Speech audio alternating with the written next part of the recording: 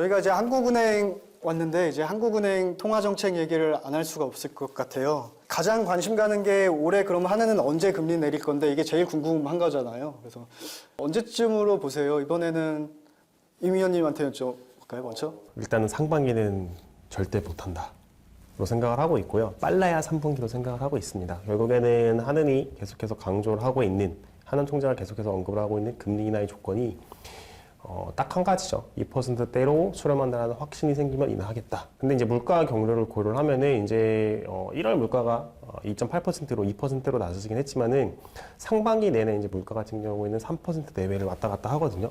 사실은 한국은행 입장에서 3%를 왔다 갔다 하는 걸 보고서 인하할 이유는 전 없다라고 좀 보고 있고, 실제로 이제 물가가 이대로 떨어지는 시기가 이제 3분기는 돼야지 확인이 될 수 있기 때문에 빨라야 3분기다. 4분기로 늦어질 가능성을 좀 열어놔야 된다. 그리고 빠르게 금리를 인하했을 경우에 이제 가계 부채가 다시 증가할 리스크가 있기 때문에 저희는 좀 보수적으로 좀 보고 있습니다. 문 의원님 어떻게 생각하세요?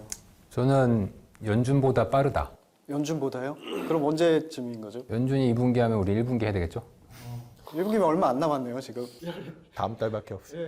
연준이 뭐 6월에 하면 우리는 뭐 한 4, 5월일 수도 있고요. 제가 업무상 택시를 많이 타는데 요즘 카카오 택시가 너무 빨리 와요. 3분을 안 넘어. 갑자기 한 2달 전부터는 되게 빨리 오더라고요. 그리고 타고 가면 차가 안 막혀. 좀 이상합니다. 내수가 심상치 않은 것 같아요. 서울 방송 때 여러분들이 가족들과 친지들과 얘기할 때 반드시 부동산 얘기를 할 거거든요. 그때 분위기가 그 이후의 시장을 결정할 것 같아요. 그러니까 답은 이제 여러분들이, 시청자분들이 이미 알고 있는 거지. 자기들끼리 얘기했는데 뭐 분위기가 좋다. 그럼 이제 좋을 거지만 안 좋다 하면 안 좋겠죠. 근데 지난 12월 기준으로, 2023년 12월 기준으로 지금 상장 기업들 중에 인센티브를 제대로 준 회사가 없습니다. 인센티브 다 끊겼거든요. 아, DB도 그랬어요? 슬픈 얘기는 여기까지.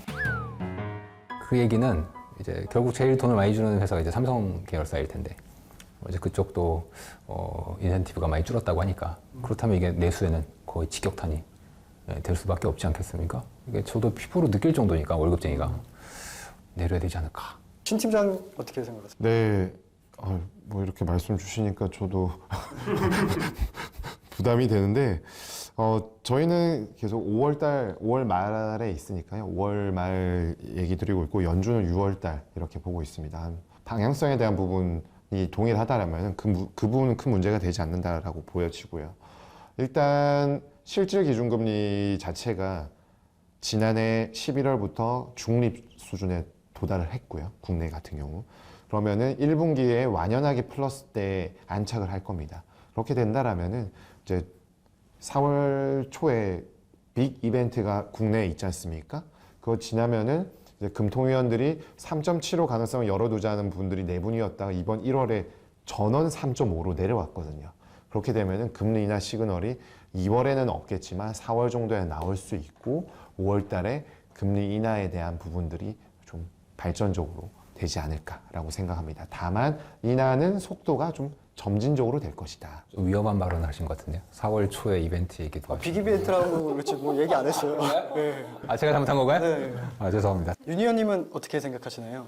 공교롭게 여기 얘기하신 분들의 의견이 다 종합되는데요. 저희는 작년 연간 연말 때부터 7월을 얘기했는데 물가에 대한 안정범위, 지금도 한국은행 금통위원들이 금가 옥조로 여기는 그게 안정화되는 게 확인되는 게 적어도 3분기는 가야 되기 때문에 그게 필요 조건이라 보고 있고요. 부동산 PF 문제라든지 그리고 아까 내수 얘기할 때 저희가 제일 주목하는 내수 지표는 실질 임금입니다. 뭐 임금 상승률은 우리 여기 계신 분들 아까 성과금 얘기도 했지만 물가 상승 대비 우리 월급은 그만큼 오르지 않고 있으니 거기에 상대적으로 이제 내수 경기 소비 쪽 소매 판매 같은 지표들이 지금 마이너스대로 굉장히 위축돼 있기 때문에 그런 것 때문에 저희는 뭐 미국보다도 먼저 액션을 할 수 있다 하는데 아까 공교롭게 5월 달에 금통위원 분들이 마지막 임기이신 분들이 꽤 많아요. 그러니까 그분들이 그 2분기에 액션을 과연 이게 되게 마이너한 이슈긴 하지만 기술적인 문제도 좀 있기 때문에 저희는 그래서 그런 것까지 고민하면 3분기가 좀 더 유력하지 7월 정도가 유력하지 않을까 저는 그렇게 보고 있습니다. 네, 저희가 특집 방송을 준비하면서 시청자들께 오늘 출연자분들에게 궁금한 점을 좀 자유롭게 남겨달라고 설문을 받았습니다. 많은 분들이 질문해 주셨는데요. 50개 중에서 한 4개를 뽑아봤습니다. 먼저 임재균 위원님께 여쭤보겠습니다. 연준에서 완화적 스탠스를 보이거나 실제 빠른 금리가 이뤄져도 선반영되었기에 금리가 크게 밀리지 않고 만약 연준에서 매파적 스탠스를 보이거나 금리 인하가 지연되면 시장 금리가 되돌려질 가능성이 있지 않을지 궁금합니다. 이거는 이제 전문가분이 질문을 하신 것 같은데 예, 저는 이미 완화적인 스탠스는 다 반영이 돼 있는 상황이다라고 보고 있고요.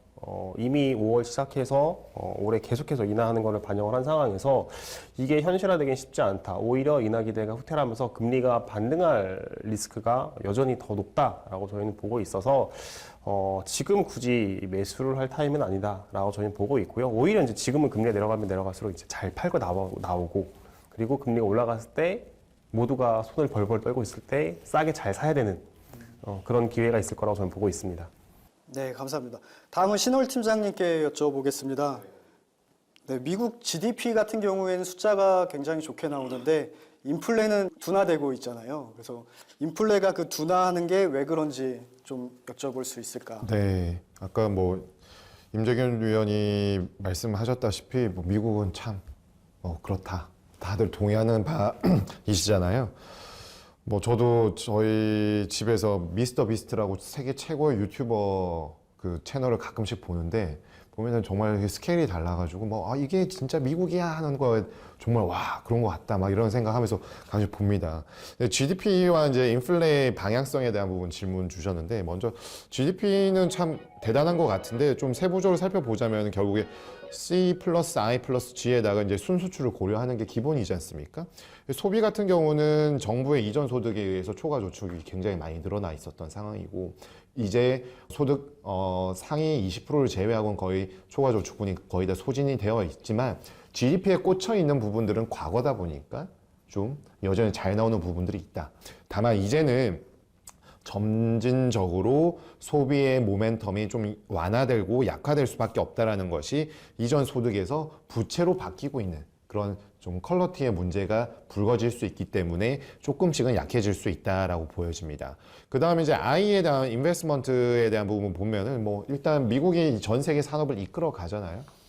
그런 측면에서 리딩 인더스트리에 대한 확고한 헤게모니를 잡고 있는 상황이고 제도적으로도 이제 세계 아까도 제가 좀 짧게 말씀드렸지만 이제 구도가 재편이 되면서 IRA 같은 여러 가지 제도적으로 미국 내의 투자를 좀 더 활성화시키고자 하는 부분들 그런 큰 역할을 하는 것으로 보여집니다. 정부 지출은 아직 약간은 아리송할 수는 있겠지만 그래도 어찌어찌 넘어가고 있잖아요. 부채 한도 협상들이 그런 측면들에서 좀 뭐 비교적 이 앞에 두 개의 요인보다는 조금 미미할지언정 나쁘지 않을 수 있다라고 보여집니다. 그리고 두 번째로는 이제 물가에 대한 부분인데 물가는 지금 요즘에 인플레이션 파이터 얘기 많이 했었잖아요. 인플레이션 파이터가 디맨드풀 소비에 기반한 디맨드풀 인플레가 아니라 일반적으로 코스트 푸시 인플레에 대해서 많이들 잡아왔었습니다. 특히나 1970년도부터 현재까지 쭉 상황을 그렸을 때 소비자 물가 지수와 생산자 물가 지수의 차감한 절대값과 연준의 기준금리가 거의 동일하게 움직여요.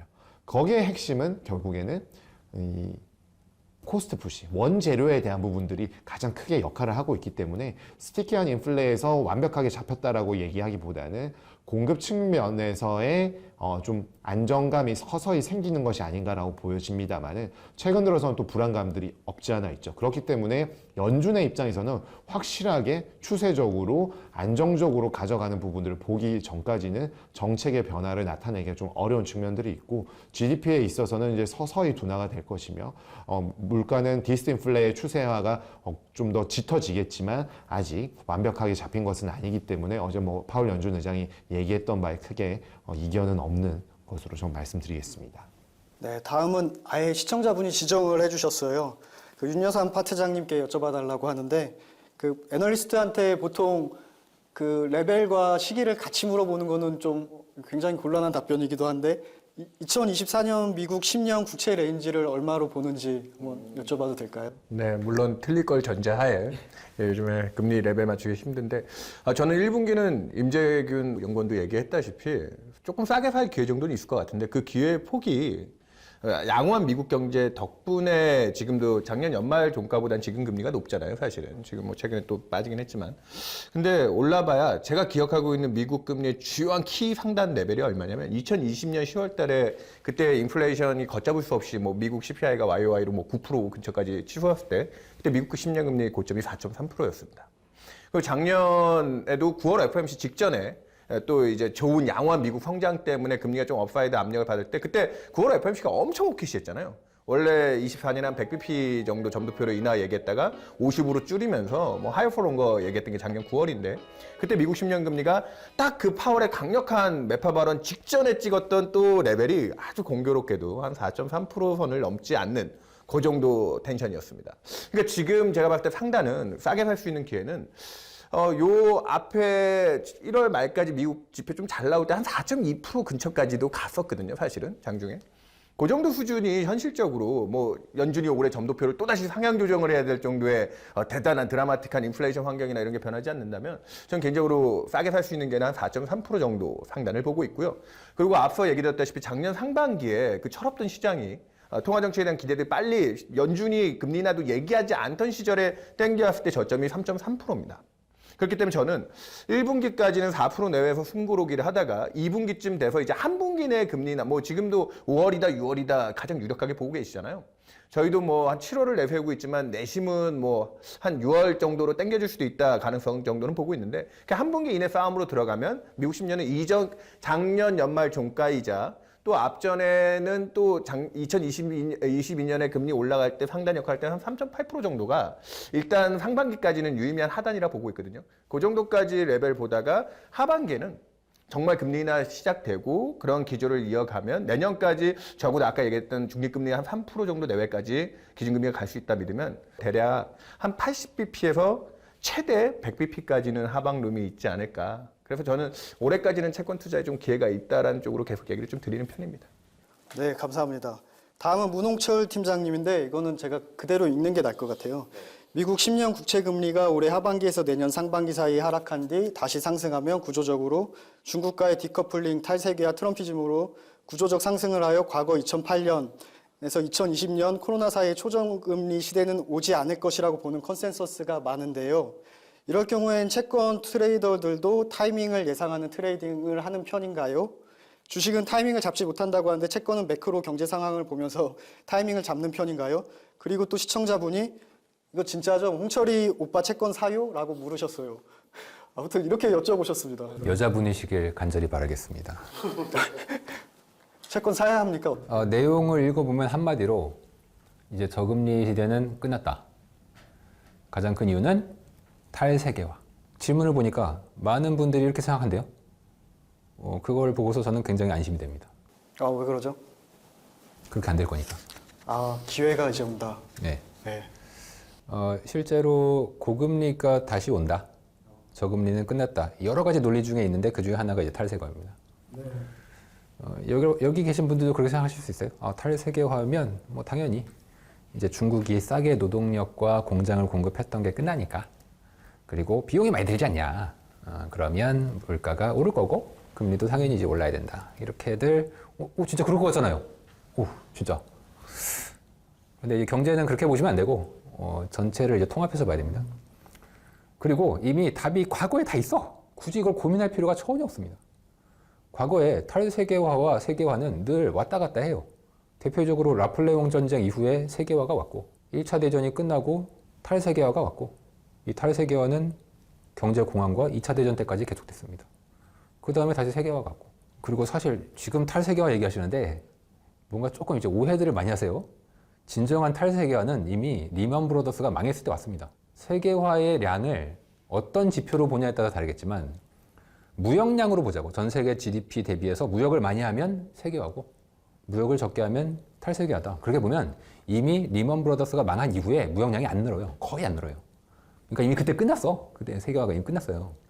근데 세계화가 끝났는데 인플레이션 왔나요? 우리 디플레가 왔죠. 디플레가. 그리고 사실 세계화라고 했던 가장 뛰어났던 시기가 이제 기억에 남기로는 중국이 엄청난 전 세계 원자재를 흡수하면서 성장했던 2000년대 아니었습니까? 그때 유가가 2008년에 146불까지 갔어요. 근데 세계화인데? 세계화는 유가가 왜 올라? 그러니까 여러분들 뭐 탈세가는 무조건 인플레 혹은 뭐 세계화는 인플레 이렇게 생각하시면 안 된다는 거야. 제 말씀은. 그리고 이미 과거에 답이 있으니까 굳이 이제 그렇게 생각하실 필요 그래서 없고 채권 사라고 하시는 거죠? 사십시오. 네, 답변이 충분히 된 것 같습니다. 그럼 이야기하신 김에 다른 분들께도 여쭤보는데 채권 애널리스트들한테 여쭤보면 뭐 채권이 좋아요, 아니면 주식이 좋아요? 당연히 주식이 좋죠. 이 기자님은 어떻게 보세요? 뭐 기간마다 다르긴 하겠지만은 길게 놓고 봤을 때는 당연히 주식이 좋은 것 같고요. 저도 이제 보면은 채권을 통해서 돈을 벌려면은 이제 레버리지를 일으켜야 되는 것 같습니다. 레버리지 하니까 떠오르는 게 신월 팀장님은 부동산도 같이 하고 계시잖아요. 네. 그렇죠. 부동산은 여쭤봐도 되나요? 올해 어떤 부동산이요? 서울의 뭐 아파트 가격, 선도 가격 지수에 포함된 그게 좋을까요? 아니면 채권이 좋을까요? 대본에 없는 걸 물어. 부동산 하십시다. 부동산. 채권 시장의 입장에서는 이제 PF 관련된 부분들 계속 리스크로 남아 있을 거고, 특히나 인허가보다 착공이 50% 이상 감소를 했어요, 작년에. 그런 부분들이 되게 발목을 잡을 가능성이 높겠습니다. 그런데 이제 작년에 거래량을 보게 되면은 수도권은 재작년 대비해서 90%가 늘었어요. 근데 비수도권은 15% 정도밖에 거래량이 늘지 않았습니다. 그러니까 정책을 계속 이렇게 넣어서 거래를 활성화시키고 부동산 사세요라는 걸 좀 상반기에 많이 어필을 했었잖아요. 그런데 이게 서울 등 핵심지에서만 온기가 갈 수 있었다. 그런데 제가 처음에 말씀드렸던 PF 관련된 부분들은 비수도권에 다 엮여 있거든요. 그렇기 때문에 비수도권의 거래량이 느느냐에 따라서 전국적인 부동산 값의 가격의 향방이 바뀔 것이다 라고 말씀드리겠고, 만약에 낙수효과를 믿으신다라고 하면은 서울의 가격이 먼저 치고 가서 그 온기가 계속 퍼질 수 있도록 계속 어떤 부양이나 제도적인 측면에서의 서포팅하는 모습들이 나와야 되는데, 그 부분은 지금 조금 다소 부담스럽지 않을까 싶어요. 지금 쇼스로 들리는데 맞습니까? 그 말이 아니고요. 아니 좀 쉽게 얘기해 주세요. 네, 그러니까 리스크는 잔존해 있을 텐데, 거래량에 대한 부분들, 비수도권이 는다라면은 전국적인 부동산 가격의 상승하면 좀 더 높아질 수 있다라고 보여집니다. 그런데 아직 그 지표들은 확인을 하지 못했고, 최근에 나오는 지표들을 살펴보게 되면은 2023년 11월을 바닥으로 서울 아파트의 매매 거래 건수가 다시 반등하기 시작했거든요. 그러니까 지금 비수도권의 거래량이 좀 중기적으로 늘어나는 것과 서울 쪽의 아파트 거래량이 11월 바닥으로 해서 12월, 1월에 추세적으로 좀 늘어나는 부분이 있다라면은 지금 작년 하반기에 가격이 떨어졌던 부분에 대한 변곡점이 나타날 수도 있다라고 말씀드리겠습니다. 말씀을 듣고 결론은 다 각자 다를 것 같아요. 듣는 분에 따라. 전 곁다리로 하나만 얘기 드리면, 저는 부동산 전문가는 아니지만 일단은 지금 핵심은 부동산, 뭐 건설사들 일부 파산 이슈가 있지만 그건 진짜 몸통은 아니라고 보고, 펀딩을 한 금융기관들에 대한 전이 여부가 이제 뭐 또 뭐 총선 이후로 굉장히 관심을 많이 갖고 있는데, 그거보다 저는 그것도 메인이 아니라고 봅니다. 더 메인은 뭐 앞서 뭐 거래량도 좀 살아나고 좋은 얘기도 해주셨고, 부동산은 뭐 늘 가장 중요한 돈벌 수단이긴 하지만 완공후 미분양이라고는 악성 매물이 쌓이고 있습니다. 최근에 작년까지 이제 부동산 연착륙 얘기할 때 공급량이 부족하기 때문에 2년 내에 이제 신규 착공할 게 굉장히 적기 때문에 그래 공급이 부족해서 집값이 오를 거다. 아닙니다. 악성 미분양 물량이 쌓여 있는 상황에서 아예 진짜 그 아까 말했다시피 삽을 못 뜨고 있는 상황이거든요. 아직 수익성이나 이런 걸 논할 수 있는 상황이 아니에요. 그렇기 때문에 저는 뭐 아까 문홍철 연구원이 쉽게 얘기하라고 했는데, 저는 올해 연말쯤 가면 다 지어진 집을 어떻게 처리하느냐에 대한 문제가 분명히 있을 거고, 채권 시장에서 그거 관련돼서 최근에 뭐 주택보증기금 같은 기관들이 직접 자기네들이 채권을 찍어서 조달을 해야 되는 이런 연착륙의 버퍼를 좀 만드는 룸들을 가져가고 있거든요. 그런 걸 생각해 보면 모르겠습니다. 뭐 젊은 세대들은 특히나 아직도 집값 비싸다라고 하고 계신데, 저는 올해 뒷단에 한 번에 그런 정도의 조정은 또 있지 않을까 그렇게 보고 있습니다. 부동산 팔아서 채권 사면 되는 겁니까? 저는 개인적으로 아직까지는 부동산 쪽에서 플러스 수익을 기대하기에는 조금 아직은 좀 이르다라고 생각하고 있습니다. 네, 시청자 여러분들이 많은 질문을 주셨는데요. 거기서 좀 더 가볍고 좀 개인적으로 답변할 만한 거를 이 복주머니에 넣어놨습니다. 하나씩 좀 가져가 주실 수 있겠어요? 저희도 뭐가 들었는지는 모릅니다. 이거 가져가신 거는 꼭 답변해 주셔야 됩니다. 누구부터 하실까요? 제가 먼저 하겠습니다. 매도 먼저 맞는 게 낫다고? 네. 읽어주시고 답변해 주시면. 제일 좋아하는 역대 연준 의장은 아까 하는 총재님에 이어서 역시 좋아하는 거는 자산 가격을 올려주신 분이 제일 좋겠죠. 예, 옐런 전 연준 의장이 그래도 이제 자산 가격을 또 좀 올려주시고 또 이제 싸게 사실 기회도 주셨고 그래서 저는 옐렌 전 연준 의장이 제일 좋고 어떻게 보면은 되게 영리하시게 잘 그 연준 사실 연준위원들이 되게 많잖아요. 많은데 그런 이런 다양한 의견들 특히 뭐 저희와 달리 이제 미국 같은 경우에는 연준 의장들이라든가 각 지역 연은 의장들이라든가 이제 이사분들 같은 경우가 뭐 이런 인터뷰 이런 것들 되게 많이 하시고 시장과 커뮤니케이션이 되게 활발한데 그래도 굉장히 잘 그런 것들을 좀 하나의 목소리를 낼 수 있도록 잘 이렇게 조금 리더십을 진짜 발휘하셨던 것 같아요. 지금 이제 재무장관 하고 계시죠, 미국. 네. 옐렌 전 재무장관이 제일 네. 다음으로는 나이가 제일 많으신 게 문 팀장. 네? 질문으로 대답하면 될까요? 네. 경제 서적 중에서 가장 좋아하는 책은이라고 되어 있습니다. 질문이요. 네. 제가 책을 잘 안 읽는데 네. 경제 쪽에서는 사실 역사를 읽는 게 굉장히 도움이 많이 됩니다. 물론 이제 이런 최근 상황 얘기를 듣는 것도 중요하지만 인간이라는 게 바뀌지 않기 때문에 경제사의 과거에 어떤 사건 사고와 사기 사건들이 그렇게 많았는지, 왜 사기가 났는지, 왜 인간은 계속 반복하는지 잘못을 그런 면에서 이제 니얼 퍼거슨이 쓴 금융의 지배라는 책이 되게 괜찮아요. 이 책이 없으면 비슷한 책인데 이 퍼거슨의 감독 아니고요. 퍼거슨 또 이런 것도 이분이 하시는구나. 쓰신 예. 그 책 중에 이런 경제사 책들이 많기 때문에 뭘 봐도 내용은 이제 비슷비슷해서 이게 꼭 읽고 싶은데 못 구하면 팀장님께 연락드리면 되는 거죠. 안타깝게 저는 이거를 알라딘에 팔아서 저는 사실 이제 경제책도 경제책이지만 좀 다양한 책을 읽어보실 거를 좀 추천을 드리고 저는 개인적으로 이제 생물학 책을 읽다 보면 이 경제에 굉장한 인사이트를 얻게 될 수가 있거든요.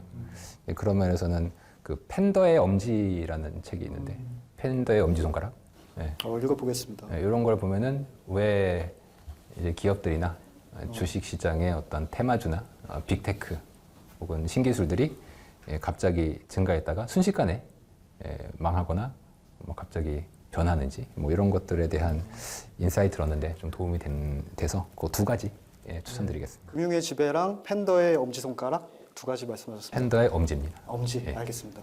다음에 윤 의원님 여쭤볼까요? 예. 저한테는 개인적으로 어떤 투자를 하고 있으신가요? 라고. 굉장히 좋은 질문인데요. 예, 뭐 채권 애널리스트니까 채권 잘 투자하느냐? 네, 전 채권을 조금 들고 있습니다. 제가 22년에 우리 그 한창 4분기에 어려웠던 시절이 있었죠. 그 뭐 레고랜드로 대변되는 그 어려운 시절에 그때 또 같이 어려움을 겪던 기업 중에 한전이 그때 당시에 막대한 적자로 인해서 한전채 반응이 굉장히 많았거든요. 제가 그때 한전채를 5%대에서 그냥 와이프랑 고민하다 와이프도 같은 채권 업계 종사자였기 때문에 이 정도 한전채는 그 뒤에 금리가 조금 더 오르긴 했지만 그래도 그때 3년짜리 한전채를 사놨는데 아직도 들고 가고 있고요. 올해 들어와서는 작년 말에 조금 그 퇴직연금 자금 돌아왔을 때 22년에 예금 쪽에 넣어놨던 거를 뭐 예금 금리가 여전히 높긴 했지만 일부 공사채들이 발행할 때 뭐 주택금융공사가 MBS만 찍는 게 아니고 자기네 채권도 발행하고 막 이러거든요.